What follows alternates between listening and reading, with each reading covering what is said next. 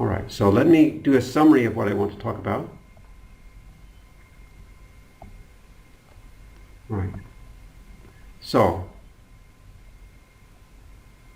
right, from a mathematical point of view, machine learning is based on composition of functions. Techniques from linear algebra and multivariable calculus are the key to understanding how machine learning works. So, the first part of my talk today, I will be talking about how machine learning works. And if you're a mathematician, this is a good opportunity for you, because I will tell you that many computer scientists and engineers use machine learning without really understanding how it works. And if you understand how it works, you can help them use it better. A great deal of machine learning papers that are published are simply wrong because people don't understand what machine learning is doing. And I may give you some examples of that. Now, machine learning is rooted in statistics. If you don't know statistics, you probably are using machine learning incorrectly. If you do know statistics, this is a great advantage to give you a head start with machine learning. And I can summarize the difference between statistics and machine learning as follows. Statistics creates linear functions.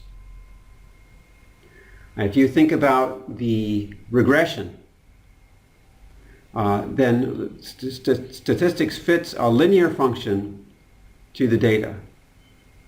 Statistics uses confidence intervals, which are numbers.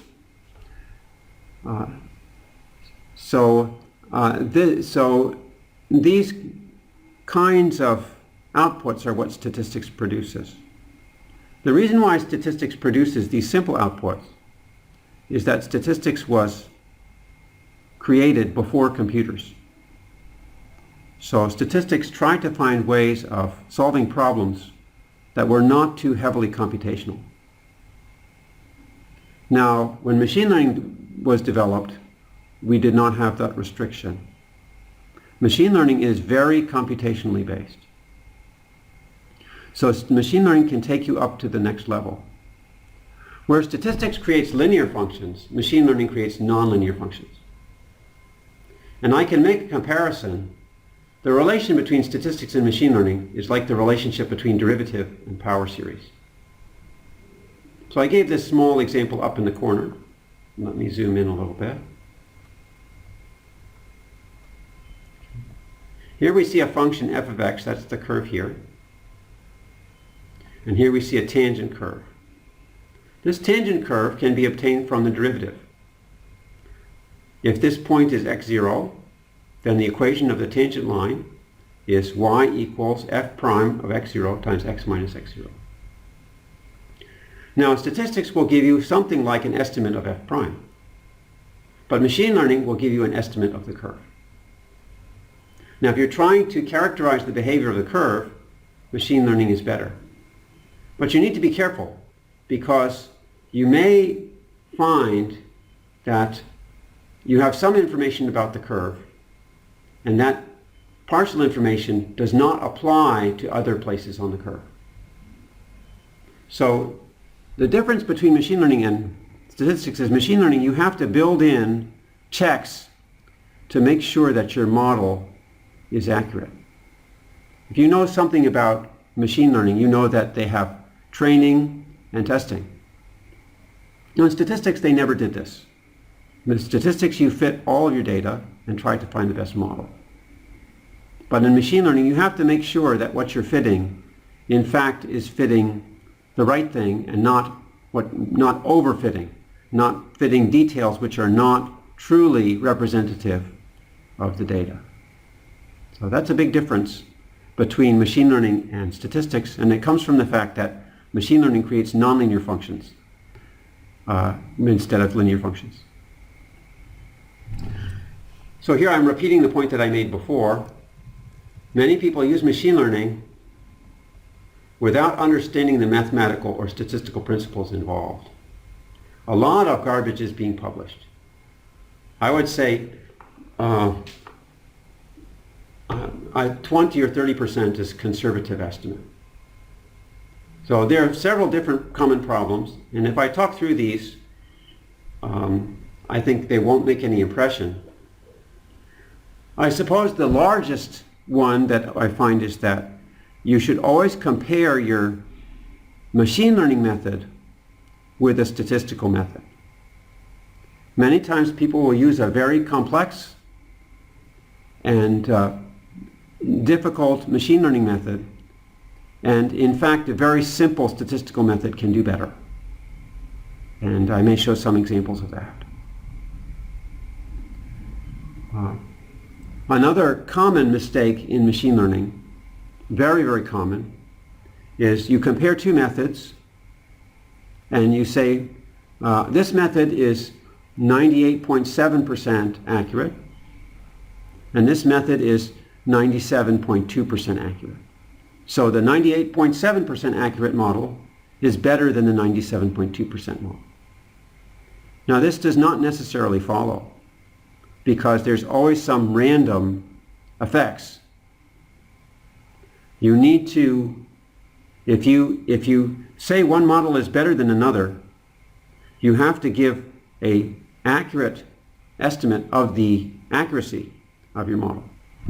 And you'll find many, many papers in machine learning that simply say this model is better than the other model, but they don't explain whether the difference between them is statistically significant.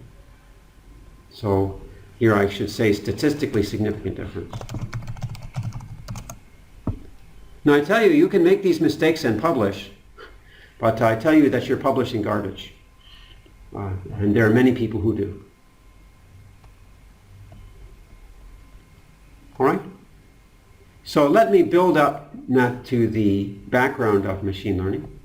And I hope I can do a better job today than I did yesterday. At least I wrote more neatly, and it should be more legible. So if you were here yesterday, which I don't think anybody was, but if you were here, I hope that today it will be more clear. So I talked about the difference between machine learning and statistics. Let me talk about the purpose.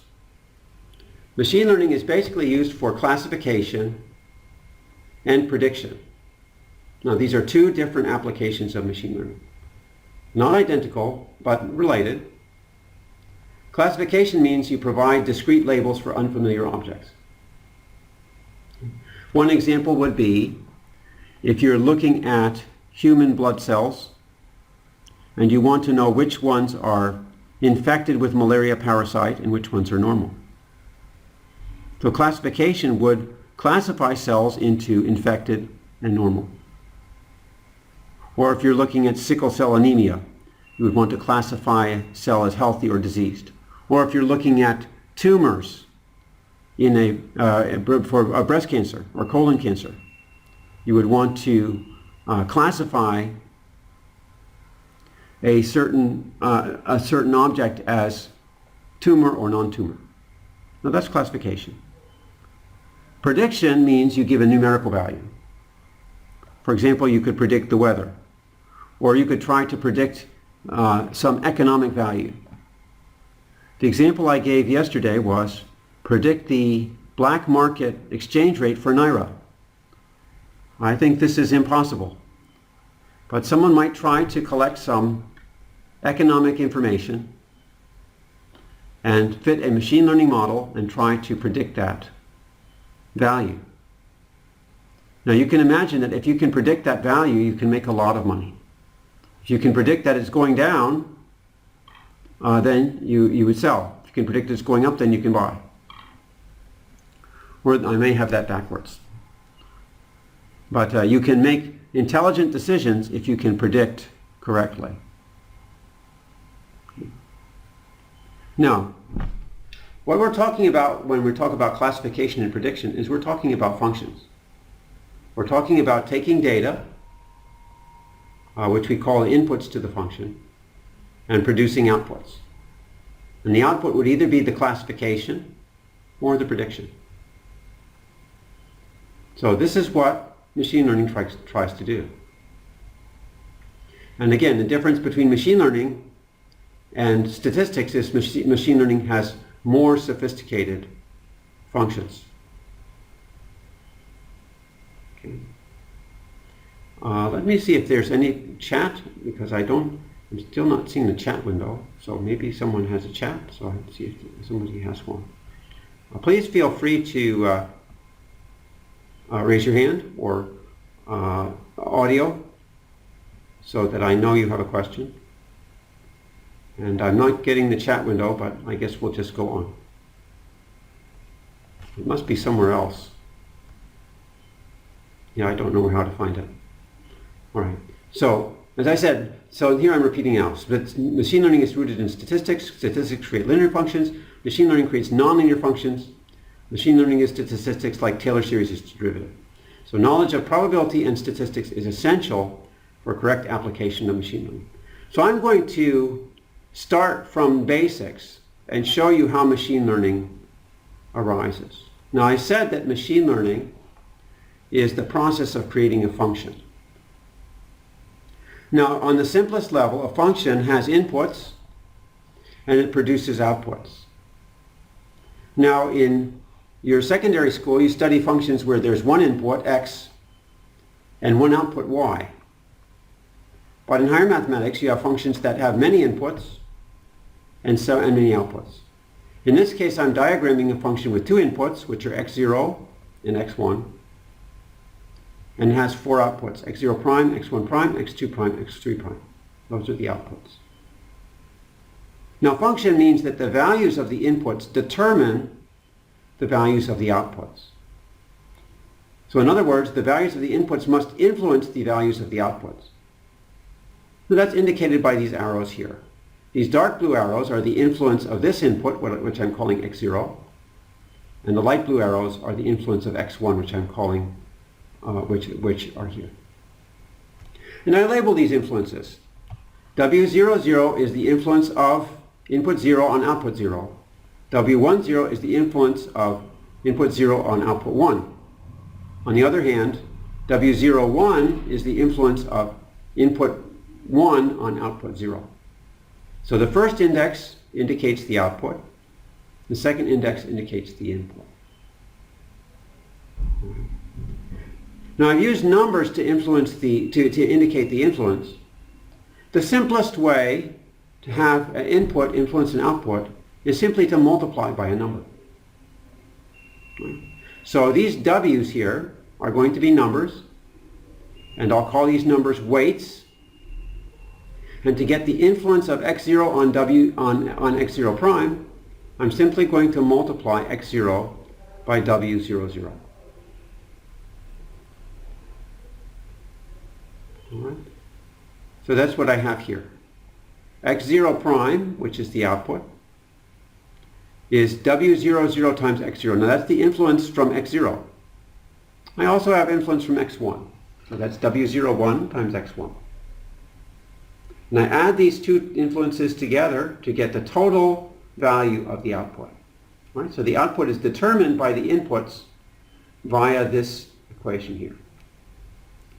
Now, if you have some familiarity with linear algebra, you know that what I've written on the right here is called a linear combination. So my two outputs are both linear combinations of the inputs. What I have here is a system of linear equations where the outputs all depend on the inputs. And I have my two inputs, x0 and x1. I treat those as variables. So I have two equations with two variables. Now again, if you know something about linear algebra, you will know that in such case, you can write this system of equations as a matrix, or as a matrix equation. So I take x0 prime, x1 prime, and write them as a single matrix, x prime. And then these weights, these four weights, W00, W01, W10, W11, I group these into a weight matrix here denoted by capital W. And the two inputs, x0 and x1, I write these as a vector x, and this is a column vector. Now I've indicated the sizes of these objects down below. This x prime is a 4 by 1 vector. What does that mean? It's a column vector with 4 rows and 1 column. This W is a matrix with 4 rows and 2 columns. And this X is a vector with 2 rows and 1 column. And you can see over here that I've written out explicitly what these vectors and matrices are. Here's my x0 prime. It has 4 entries corresponding to the 4 outputs. Here's my input vector, x0, x1, 2 entries for 2 inputs. And here's my matrix, which I didn't write out fully, but I think you can see what the structure is. First row is W00, W01. Second row will be W10, W11. Next row, W20, W21. Last row, W30, W31. So those are the rows of my matrix. All right. Now let's look at the, all right, so here we have our output as a function of input. Now, if I want to build up more general functions, I could do the same thing again with this output. I could apply the same rule to this output to get a different function by applying another matrix to this output, to my output here. Now I actually have a mistake here that I need to fix, because if I have a different number of outputs here, so let me go ahead, and this is good, I can fix this. It's always good to find your mistakes and not keep them. That's not necessarily a 4 by 2 matrix, because X prime does not have 2 entries. X prime is a 4 by 1 now. Okay, because I have 4 by 1 here, so X prime is a 4 by 1 vector. So this is 4 by 1, 4 rows and 1 column. So this here would be, I'll say M by 4. I don't know what M is, but I can just say M by 4. And that means this will be a M by 1 matrix. Okay. So at each point, the size of the output will change depending on the size of the weight matrix. All right. Now here I don't know what the size, now I can repeat this process repeatedly. I have first, second level, dot, dot, dot, all the way down to the nth level. I can keep on multiplying by matrices. And the output at each stage is equal to some matrix times the input. So let's put everything together and get the total output as a function of input. My first output was over here, W1 times X. That was my first matrix, W1. My second matrix, here I say W prime. Oh, sorry, let me go back here. I probably should change that also. I should call this W1 instead of W. So let me go ahead and put W1. That's my first matrix. Here. W1. And this is my second matrix, W2. Let me erase that point there. Okay. W2. That's going to be my second matrix here. Okay, so that's W2. Well, I hope this is big enough for you to see. I can try to make it bigger. This would be W2. All right. So I keep going down. I actually have n minus 1 matrices here. Okay. So what did I do here? I took my original input, multiplied it by W1, and I took the result of that multiplied by W2. Then I took the result of that multiplied by W3. And so on, all the way up to the last stage where I multiply by Wn minus 1. Now, unfortunately or fortunately, depending on your point of view, all of these matrix multiplications collapse into a single matrix multiplication. And this is because the product of matrices is still a matrix. So all this product, Wn minus 1, Wn minus 2, W dot dot dot dot dot, up to W3, W2, W1, that all collapses into one single matrix. So I didn't get a more complicated function. I only got a function of the very same form, a linear function. Now what's nice about this is that if you do have intermediate outputs, you can apply the regressions to get the overall regression. But what's not nice is that you can't get anything but a linear function to describe your output. And in many cases, output is not linear. So this approach fails to create more adaptable functions to model your data. So let's try again. Let's try something else. And what we're going to do is add another stage. Right, I'm going to keep the first stage where I multiply by, I'm going to keep the first stage where I multiply, what happened? Give me a moment here. Let's see if I can move this away. There we go. Here we are. Okay. All right. I'm going to keep this first stage. You may be familiar with this blue diagram that I drew before, which shows the influence of the inputs on the outputs. And instead of calling the outputs x1, x0 prime, x1 prime, x2 prime, and so on, I'm going to call them y0, y1, and y2. Let me clarify that y0. It's still not very clear. Sorry, that's one of my challenges, is to draw clearly. So let me go ahead and make that. That's supposed to be a y0. So let me go ahead and change that. Now I need to find my pen. Oh, that's a y0. Okay? And then y1, y2, and so on. Now instead of using these y's as my outputs, I'm going to add an additional step. I'm going to take this nonlinear function, phi, and apply that to my y value minus a constant. So this is going to give me a transformed output. So this phi is a nonlinear function. I have to zoom out so you can see what I wrote here.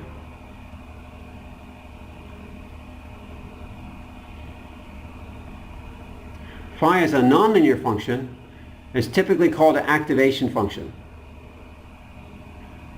And let me show you some very common activation functions. Okay, I can show you something like this.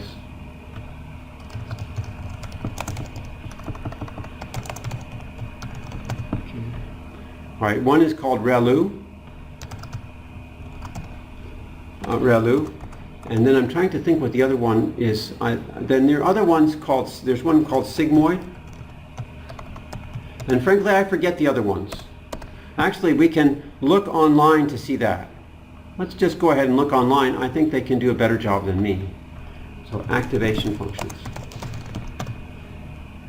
Okay. All right, here we go. So here we have some pictures of activation functions. This doesn't have the one that I wanted. Oh, here we go. This is good. This is good. So let's look at this. So one of the nice things about machine learning is you can always find very good references online. All right. So let me go down here. All right, so here's some examples of activation functions. Here's your x and here's your y. Sigmoid, hyperbolic tangent, ReLU. ReLU is quite common. And then you have leaky ReLU and then some other stuff. All right. So all of these are differentiable. Well, this is differentiable except at one point. But they are all continuous. And this one is mostly differential. Okay? So those are the nonlinear functions that you apply to your output. So let me go back. Where am I? Okay, I'm here, so let me go back here. All right, so let me go back to where I was, which is down here. So I'm adding another part to the process. Instead of just passing my linear function as my new output, I'm applying a nonlinear function to that, and a bias. Now the nonlinear function for all of these y's is the same. The phi is the same, but the bias is different. So now this function from x to x prime is characterized by a matrix of weights w and a vector of biases b, and an activation function phi. And I can summarize the relation in this way. X prime equals phi of wx minus b. Now, what happens now if I take this output x prime and feed it in as an input to another function of the same form? Well, in this case, you get something like this. My second level output, x prime prime, would depend on x prime this way. The same way I had before. I multiply it by a weight matrix and I subtract a bias. And then I apply an activation function. But x prime itself is the result of an activation function applied to weight matrix minus bias. So if I replace this expression for x prime, into x prime here, this is what I get. It's starting to look complicated. In fact, I can do this process n times.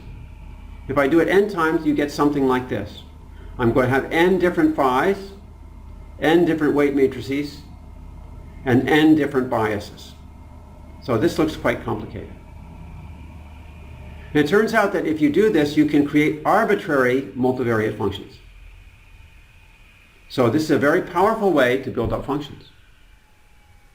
This is called iterated functions because you're repeatedly composing functions with each other. And there's a long history of study, and one of the results of this study is chaos theory, which tells you that, gives some indication that the functions that you can create are very, very complicated. That's an interesting study. It's related to dynamical systems. So that's another area that is very interesting and very deep. All right? So what I've just showed you is the basic idea of neural networks. In fact, pretty much all neural networks have this basic structure with some modifications. There may be some ways that the process goes a little bit differently, but basically they look something like this. All right. So hopefully you can keep this in mind when you look at a neural network. All right. So let's look at particular types of neural networks. One is convolutional neural network. Now, a convolutional neural network is so as I say here, it's a neural network that focuses on local features of the input. And convolutional neural networks are often used with images. Now I give a simple example here, and I should give you a clarification here. Image is two-dimensional data, but here what I'm showing here is just one-dimensional data. And if there we go, it's there. Sorry. So this is one-dimensional data.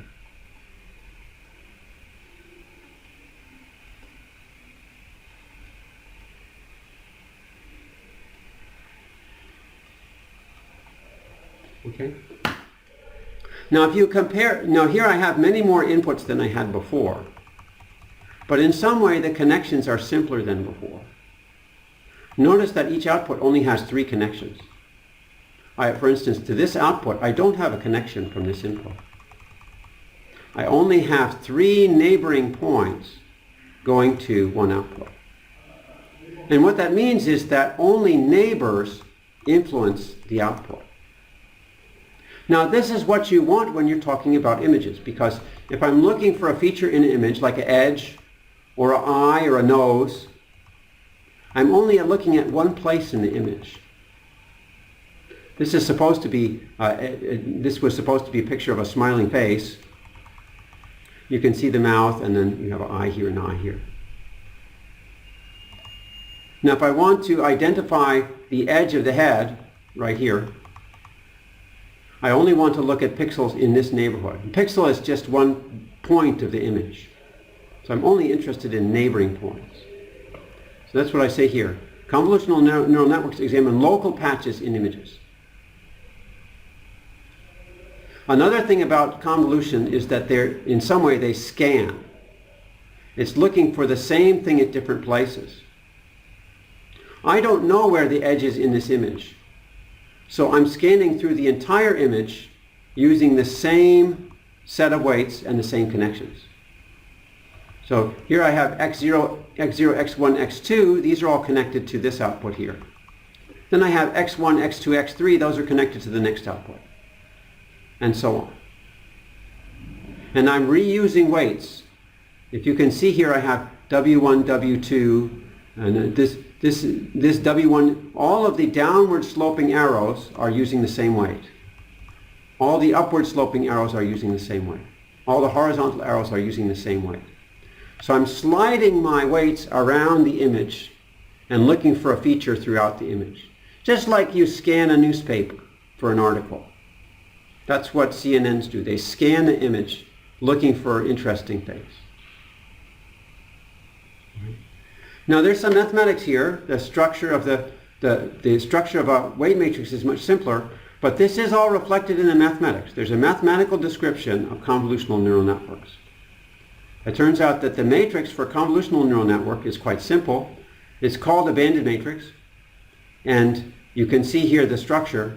The diagonal entries are all the same. If you go one up from the diagonal entry, they're all the same. If you go one below the diagonal entry, they're all the same. No, there may be more diagonals parallel to this. I just didn't show them. I shouldn't give you the impression that they always have 3 diagonals. They may have more than 3 diagonals. So it says the matrix may have more than 3 diagonals. Okay. So also, the 2-dimensional matrix is more complicated than this 1-dimensional example. It's more complicated. Now what happens with convolutional neural networks is that you use this convolution to look for a feature, but you may be looking for several features. So you take one convolution for one feature, you take a different convolution. I should also not give the impression that these are all the same values. I probably should make this in different colors. Maybe that would be helpful. Let's try that. So these 3, the convolution here would be different. You wouldn't use the same matrix again. You'd use a different matrix. So I'll make these colors different to make that clear. It's always a challenge to represent things clearly. All right, so let's go ahead and do this. First of all, let me clarify that this matrix is kind of open-ended. It keeps going down, so dot, dot, dot, dot. I could have more than three feature maps. And as I said, the diagonals here may be different colors. I think I have different colors. All right, we'll take pink here. This one might be pink. This one might be light blue. This one might be, I could do yellow. Yeah, let's do yellow here. And then this would have 3 different values here. So you're taking different convolutions here. So for the third feature map, you might have one value on the diagonal, another value above the diagonal, and another value below the diagonal. But these values would all be different. And we'll go the green below. Oops. It's not liking me. All right, let's see if we can get another color here. Let's try this green. And one thing I should mention also to make it clear is that outside of these diagonals, everything is 0. So I'm just going to draw one big 0 to indicate that all these entries out here are 0. There are lots and lots of zeros. Most of the entries are 0. And all of these matrices multiply the same input. So I get a whole big string of y's, and then I apply the nonlinear function to these y's and get the output for my convolutional layer. And the convolutional layer consists of several feature maps. Now that's not all to convolutional neural networks. There's something called pooling that it doesn't take all of these as outputs. It selects the ones that are especially prominent. So I'm not going to talk about that specifically today, but that's something you can look up. You can look up, as I said, you can find a great deal online about this. If I look up pooling neural network, you can probably find a pretty good explanation here, a gentle introduction to pooling layers for convolutional neural networks. I do recommend this site, machinelearningmastery.com. I think what I'll do is I'll just take this here and let's go ahead and, okay, I'm not sure why it did that, but I recommend this site here. Well, it's trying to know if I am a human. I'm going to go back to the Zoom and I will send this to everybody because it is a very nice website.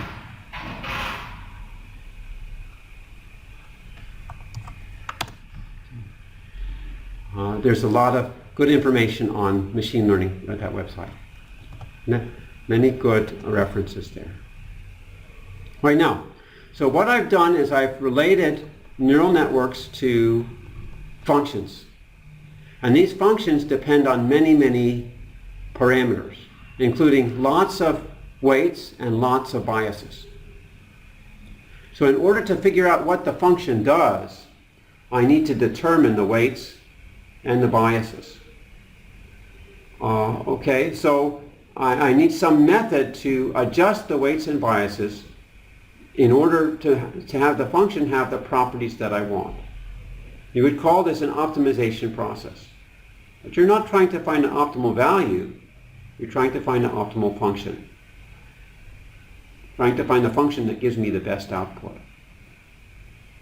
Now, as I mentioned before, the neural network implements a function of this form where you take one function that involves weights and biases, and then you apply another function to that.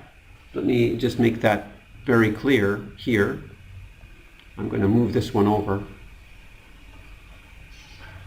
I think what I'll do after I finish this is I'll send these revised notes because I think even they're a little better than the notes I sent out earlier today. I'm going to get rid of this. All right, so when I'm finished with F1, and I think I'm going to get rid of this too. When I'm finished with F1, I'm going to apply F2 to it. As I showed above, neural networks occur in stages. Now F2, well, maybe I can put it here. Sorry, it's slow. F2 depends on weights, and this is going to be W2, and biases, B2, and that composed, I still didn't have enough room, so let me move it over. We'll get there.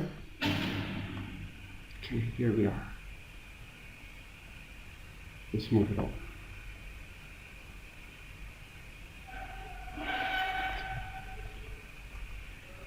And I think I also need to draw it more clearly. I'm just going to draw it again. Let's do it again. See if we can fit there. Oh, that's what I should do. I'll move the other one over. How about that? I can move this over a little bit. That will give me some room. Okay. All right, we'll do that. All right, so I want to put in F2. And see if I can draw a little bit more neatly. F2, which depends on W2 and bias 2. I still didn't leave myself enough room. Well, I'll learn sometime. Let's move it over. Okay. Well, that's too much room. All right, we're almost there. Okay, I think we're there. Okay. And I compose this function with f1. Okay. So my first stage was f1, my second stage is f2. My third stage is going to be f3, fourth stage f4, etc., etc., etc. I'll do n stages, and I'll get my final output. I really should call this xn plus 1 instead of y. Maybe I'll call it capital X or something like that.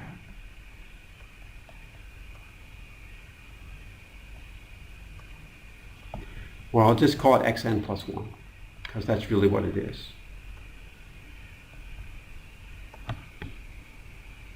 Here we are.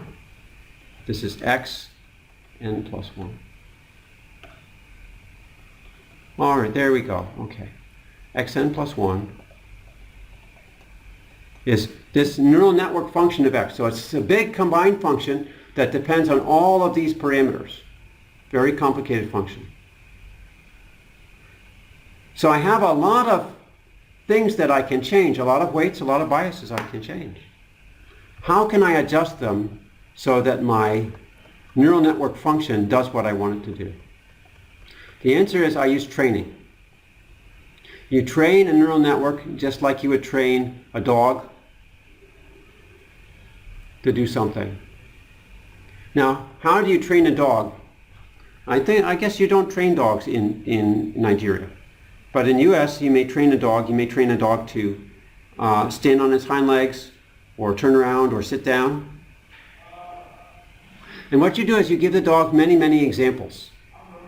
And you reward the dog when he does the right thing. So you do the same thing with a neural network. You take many, many examples, which consist of input-output pairs. For instance, if I was trying to train a neural network to identify cats, I would put in image. I'm trying to train the neural network to identify photos of cats. I would gather together a lot of images, a lot of photos. Some have cats and some don't have cats. And I would label each photo either cat or not cat. So x1 would represent my first photograph, and y1 would be either cat or not cat, depending on whether that photo was a cat or not. So I take a large number of photos, and I label them cat or not cat according to their true classification. So this is called label data, because typically the outputs are human determined. I have to go through and make sure that these are right. Now, after I train the machine on the label data, supposedly the neural network will be able to do this for me, and I won't have to do it anymore. Now, in order to optimize my weights and biases, I need to define a loss function, which expresses the difference between the prediction based on the input and the desired output for the training set samples. So my total loss function is going to be the sum of loss functions per sample. So Lm is the loss function for sample m. Maybe I should indicate that too. I don't know if I can. Well, let's see if I can. So I can say Lm. Sorry.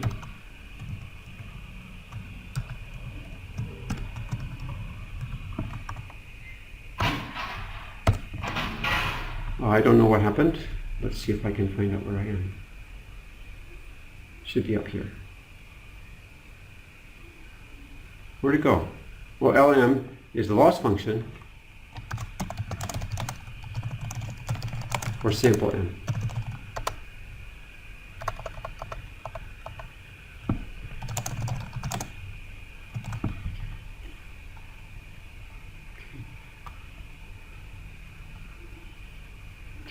Actually, I should make this small because I want a loss function for every value of the index. Okay. So the total loss function is the sum of loss functions for each sample. And often the loss function for one sample is written as the norm of the difference between the desired output ym, and the neural network. Okay. Okay. All right, now, so the loss function is a function of the parameters in the neural network because fnn depends on the parameters. Now, since this function is differentiable, I can take the derivative. And for each pair in the training set, I can adjust the weights and the biases as follows. Now, this is a little bit mathematical, so I'm going to skip over this quickly. But if you understand this, you can see that this is simply ordinary gradient descent. That I'm adjusting the weights and biases in such a way that, that the loss function will be reduced. Okay? All right. And down here I give some details about how to compute the gradients. In fact, the gradients are compositions of functions, or the gradients are products because the functions are compositions. And that's why this process is called backpropagation, because in order to compute these gradients, you go backwards. The earlier gradients will enable you to find the later gradients. Right. Okay. All right, so I only have 10 minutes left. So what I'm going to do is I'm going to briefly indicate some of the problems with machine learning. And I think what I'm going to do is I'm just going to refer you to a paper that I published with some colleagues. And the title of the paper is here: Basic Statistical Estimation Outperforms Machine Learning in Monthly Prediction of Seasonal Climatic Parameters. Now, that's a very long title, but the important aspect here is that statistics is doing better than machine learning. And this talks about some of the mistakes that people make. Maybe I can get down to some graphs here. All right, so in this case, we were trying to predict monthly rainfall, evaporation, humidity, and temperature. We used some different methods. In fact, in this case, we did not use neural networks because there was not enough data. Neural networks you typically use with more data, but the principle is the same. So let me go down and see if I can show something. All right. So here we have some graphs, and I'll just give you some indication that these down here we have the numbers down here represent different methods. And the graph represents the error corresponding to the method. For instance, this is 011. I'm sorry, the different methods are over here. Different methods are over here, and these are different scenarios. Okay, so we have different methods, and we have different scenarios. Now, if you look here, you can see that the red curve is higher than the other curves. So that means that this method has higher error than the others. But does it really? Is it really true that this difference is due to random statistics, or is it really significant? Okay. And that's a issue that most papers do not address. And sometimes a difference may look significant, but it's not significant. Another thing that I can show here is these horizontal lines here represent the statistical averages. Here I'm using simple statistics to estimate the same thing, that I'm using these sophisticated machine learning methods. And you can see that the statistical method actually does better than all of these fancy machine learning methods. Now, if we didn't do this and we published the paper, we without doing these statistical tests, we would say, oh, look, of these methods, this machine learning method is best. But in fact, it's not even as good as a very simple statistical method. So please don't jump to something fancy without verifying first with something simple. All right? All right. So that's all I'm going to say about that. Okay. So that's all I'm going to say about that. What I would like to do is give you some idea about how you can get started with machine learning. There are some very good websites that you can visit and learn for yourself. And I have one here. It's not this one. It's this one here, Tensorflow, Quick Start for Beginners. Now, Tensorflow is a system offered by Google. It's an online system. And in fact, it not only gives you a tutorial, but you can run your machine learning programs using TensorFlow. Specifically, you can use this software called Google Collab. So I'm going to go ahead and put this in the chat as well, so you can see how to do that. And you can take that and make sure you take the chat before this session stops, because that may be helpful. Or you can just write it down. Very nice website. Now if I go to this website and then I go run in Google Colab,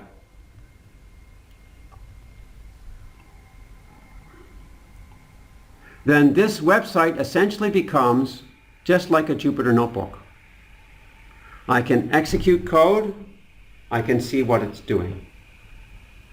All right? So let's go down and see what we can do. And this is all in Python. So if you know some Python, you can run this and do some things. All right. So what I want to do here is, all right, let me see. I think I'm running in Google Colab. Yes. All right, that's fine. It says one cell hidden. I don't know if I need to do something here. Oh, I don't need that. Okay. So what I want to do is evaluate this step by step. So here they say this is a Google Colab notebook file, and so I'm connected here. Now I don't need to install, I need to import TensorFlow. If you know something about Python, the mathematical functions are contained in libraries that need to be imported. So in order to import TensorFlow, I just click on the all right, now it says it's completed. That's good. Now what we're going to do here is we're going to use machine learning to identify written digits. And we'll see that in a moment. So let me go ahead and execute this one. This is a data set that's available online. It's called MNIST. It's a very famous data set because it was one of the original data sets used to demonstrate the effectiveness of machine learning. And I'll show you some examples in a moment. So here we go, and we load this data set. It's downloading data. It's not downloading it to my machine, so that's a good thing because I don't want to waste my bandwidth. But it's downloaded now. So what I would like to do is, I think it's finished. I'm not sure it's finished. Okay, well let's see if it is finished. So what I would like to do is show you what this is showing. Now here it says X train, Y train, X test, Y test equals, oh this is too small, sorry, you need to see this bigger. You certainly don't, it's hard to see that. Okay, let's make it bigger. All right, so maybe that's better. So I did do this one first. All right. So I think this is done. Now what I would like to do is I've finished this, so I'm going to comment this out, and I'm going to comment this out, and I'm going to comment this out. And what I would like to do is take a look at what X train is. So I'm going to print X train. And I'll execute this. I can execute by doing the arrow, or I can just press Shift Enter. That will execute also. And here's X train. This is what it looks like. What it consists of is a lot of different images. It looks like there are a lot of zeros there. So since there's so many, let me just look at one of them. I'm going to look at the first one, If you know Python, the first one has index 0. So let's look at the first one here. And here it is. You can see that this has, it's quite big. So if you recognize Python, what you see here is that here you have an array of arrays. Here's one array here. Here's a second array here. The square begins with a square bracket here and ends with a square bracket here. Here's the third array here. It begins here and ends down below. So this is an array of arrays. What that means is that it's actually a matrix. So this is a matrix of values. In fact, these values represent pixel values in the image. Right? So that's what X train is. Let's look at Y train. So I'm going to print. Y train is 5. So what does that mean? That means that my image represents the number 5. Now let's see how that works. Someone's not muted and should be. Hello, someone's not muted and should be. Someone's not muted. Please mute. Nayore, please mute, please. Please mute, thank you. Okay, so I'm going to represent this image, X train. Remember, X train is an image. So in order to represent this image graphically, I need to import matplotlib, which is the Python plotting. So I'm going to import matplotlib. Now it tells me how to finish this, so I'll just do it like that. Okay. And I'm going to use a plotting function called imshow, which shows the image corresponding to a matrix of values. So I'll take imshow. This is going to be X train of 0. And let's see what that looks like. And there you see it. This looks like a 5. Okay? So in fact, this was somebody writing a number 5. Now it's quite sloppy. Now this is how Americans write. But we can try another one. Let's see. So we can do something like this. I'm going to say, I'll just say n equals, there are many of them, let's say 702. And I can plot imshow the 702th image of train, and then I think what I'll do is I'll print Y train first. Sorry, I'll print Y train of n, and here I'll print X train of n. Okay, and I'll run this. And all right, now what is this? The Y value it's a 0, and it certainly does look like a 0. Okay, so what you're giving to your neural network are images that look like this. In fact, the images are black and white. Here it's representing it in color, but that's just the way that imshow is working. And so what we want to do is we want to train our neural network to recognize these images. Now I know my time is up. I don't know if Professor Brunovoy is here, so let me see if she's here. If not, I'll just continue. Okay. Prof. Carlina is here, so I'll stop. I suppose I can continue afterwards if there's more time. But I do highly recommend this website that I put in the chat. You can go through, and if you find some concept that you don't understand, just go ahead and Google it. And you may find that you'll probably find some good reference that will show you what's going on. So I hope that will get you started with machine learning. And in the chat in the chat you see I've put several things that you might be able to use. So thank you very much. Let me give you my email again in case you have questions. Okay, you're welcome to email me with questions. I'd like to have contact and know that people were listening. So very good. So I'm done. Prof. Carlina, I guess it's over to you. I don't know if we have a moderator here. So if you want to just go ahead, please do so.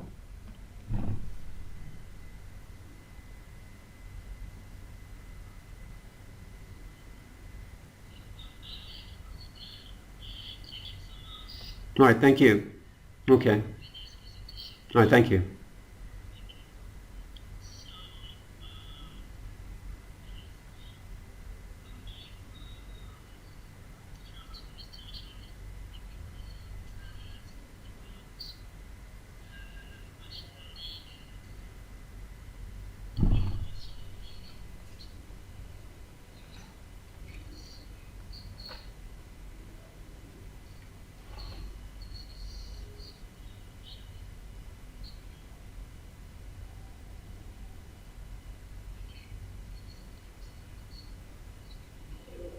Yes.